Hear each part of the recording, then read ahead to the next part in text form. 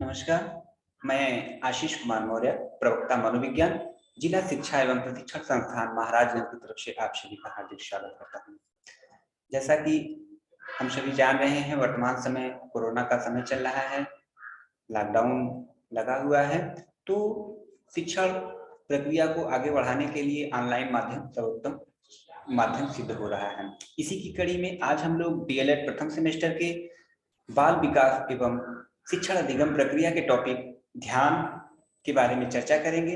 आज हम लोग ध्यान के बारे में चर्चा करते हुए ध्यान के अर्थ, विशेषता एवं प्रकार के बारे में जानेंगे कि ध्यान का अर्थ क्या होता है, उसकी क्या विशेषता है और उसके कौन कौन से प्रकार हैं।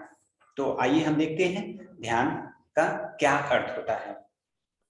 जैसा कि हम सभी जानते हैं कि हमारे मानव शरीर के अंदर 5 प्रकार की ज्ञानेंद्रियां होती हैं, जिन्हें क्रमशः आंख, कान, नाक, जीवा, त्वचा कहते हैं। ये सारी ज्ञानेंद्रियां विभिन्न प्रकार के उद्दीपकों द्वारा प्रभावित होती रहती हैं, परंतु उन सभी उद्दीपकों के प्रति व्यक्ति अनुक्रिया नहीं करता है। जैसा कि हम जानते हैं, हमारी ये जो 5 ज्ञानेंद्रियां हैं, हर समय किसी न किसी उद्दीपक से प्रभावित होती रहती हैं, लेकिन ये जरूरी नहीं है कि वे हमारी सभी ज्ञानेंद्रियां हमेशा ही सारे उद्दीपकों से प्रभावित होती रहती हैं। उन सभी उद्दीपकों के प्रति व्यक्ति अनुक्रिया नहीं करता है, कुछ खास खास उद्दीपकों के प्रति ही अनुक्रिया करता है और वह अपनी आवश्यकता और इच्छा के अनुरूप ही कुछ खास खास उद्दीपकों को चुन लेता है और उसके प्रति अनुक्रिया अभिव्यक्त करता है, अनुक्रिया करता है।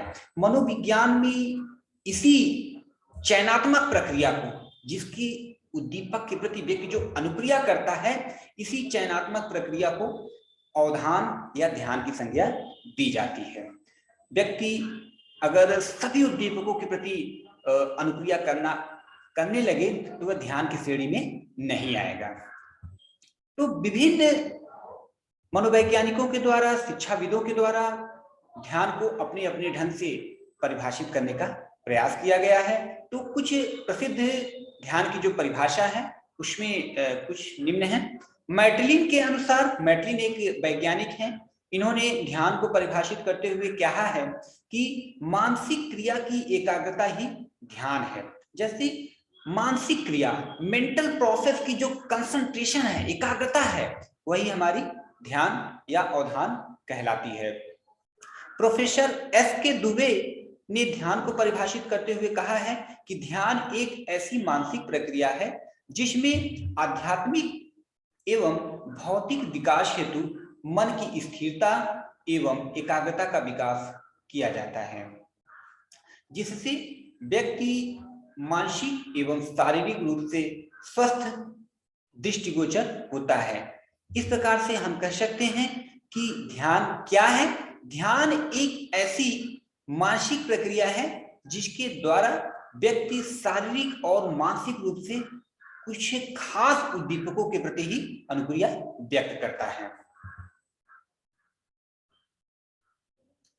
अब अगर हम देखें कि ध्यान की विशेषता क्या क्या है, तो कुछ वैज्ञानिकों के द्वारा ध्यान की कुछ प्रमुख विशेषताओं का उल्लेख किया गया है, जिसमें कुछ निम्नवत इस प्रकार से हैं।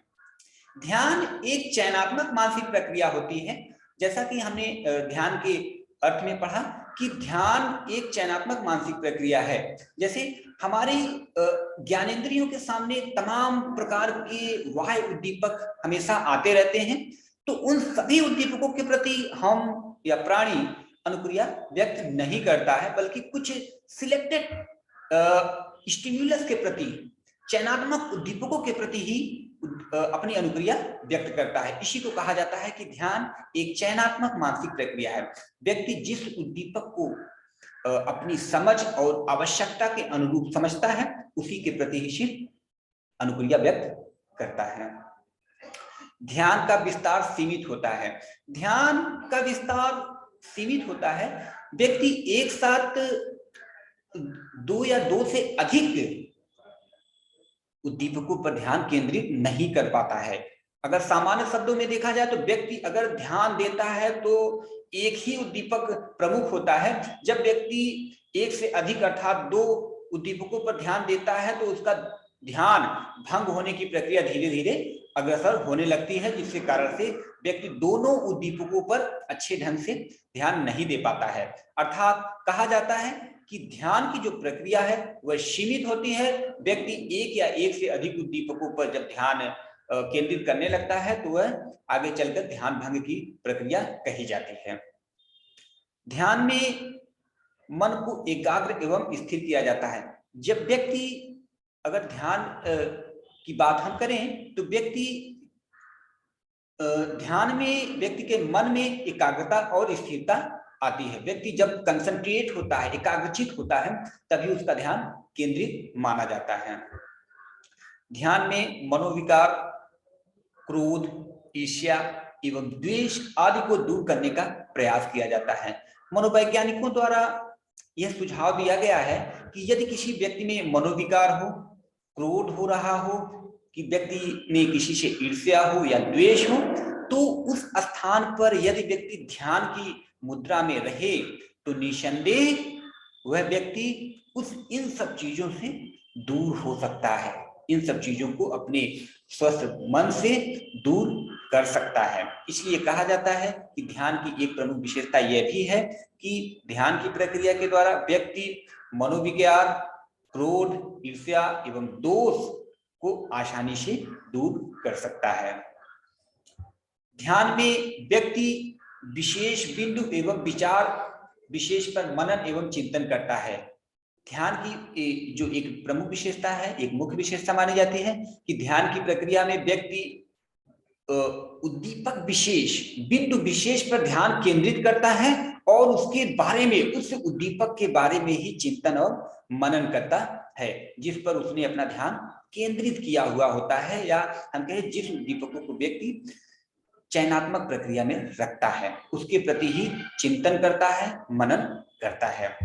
ध्यान मन को सांसारिकता से पृथक कर बिंदु विशेष पर केंद्रित करता है। कहने का तात्पर्य है कि व्यक्ति में जो हमारी पांचों ज्ञानेंद्रियां हैं, वायु वातावरण में तमाम उद्दीपक होते हैं, उन सारे उद्दीपकों व्यक्ति की ज्ञानेंद्रियों को प्रभावित करते हैं, लेकिन व्यक्ति उन सारे उद्दीपकों से प्रभावित नहीं होता, बल्कि कुछ बिंदु विशेष, कुछ विशेष उद्दीपकों से ही वह प्रभावित होता है और व्यक्ति उन्हीं उद्दीपकों पर अपना ध्यान केंद्रित करता है।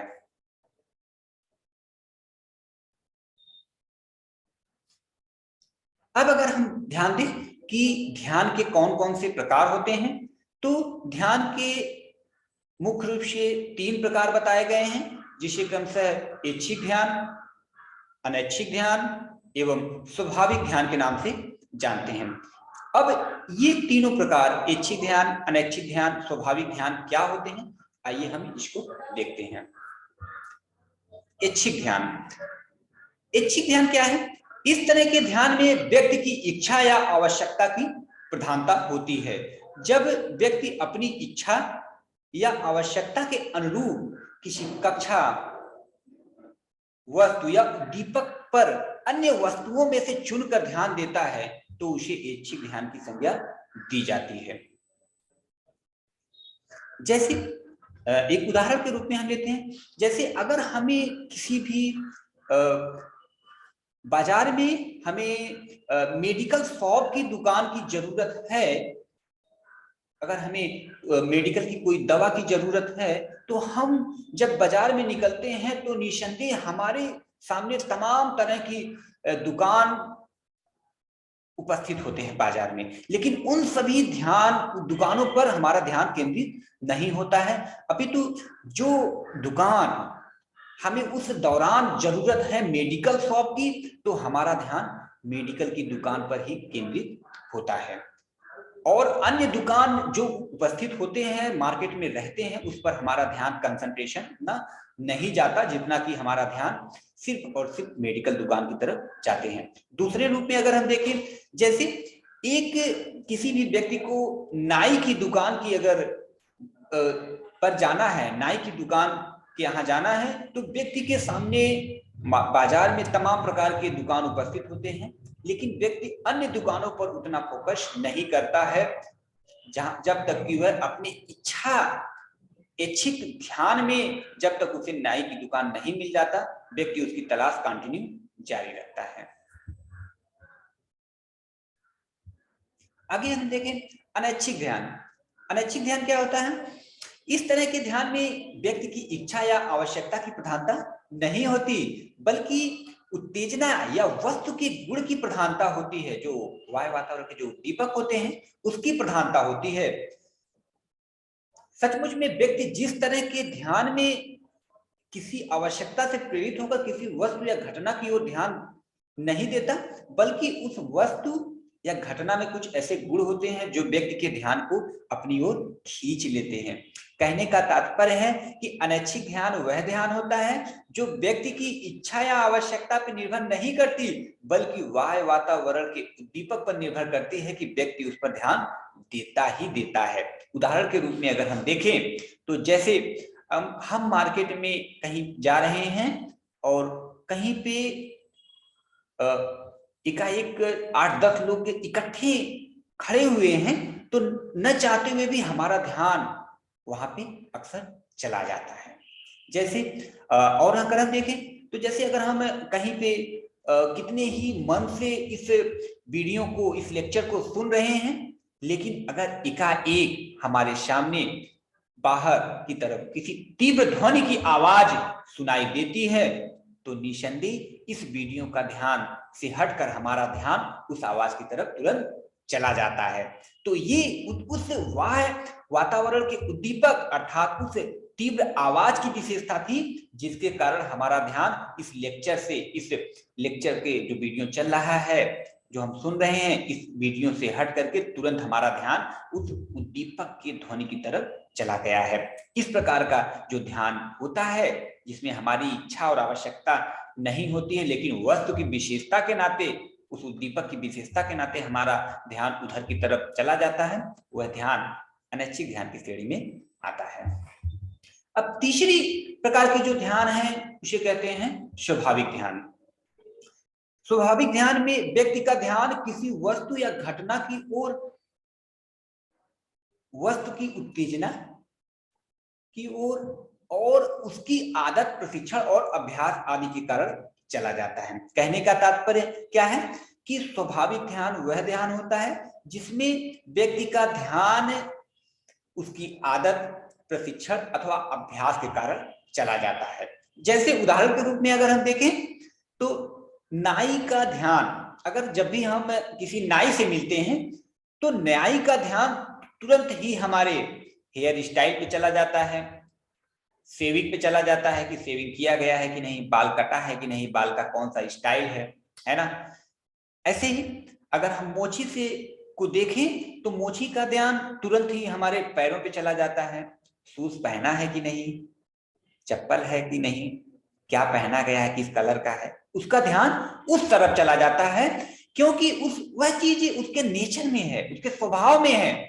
नाई का स्वभाव बाल से है तो वह उसका ध्यान न चाहते हुए भी बाल की तरफ चला जाता है।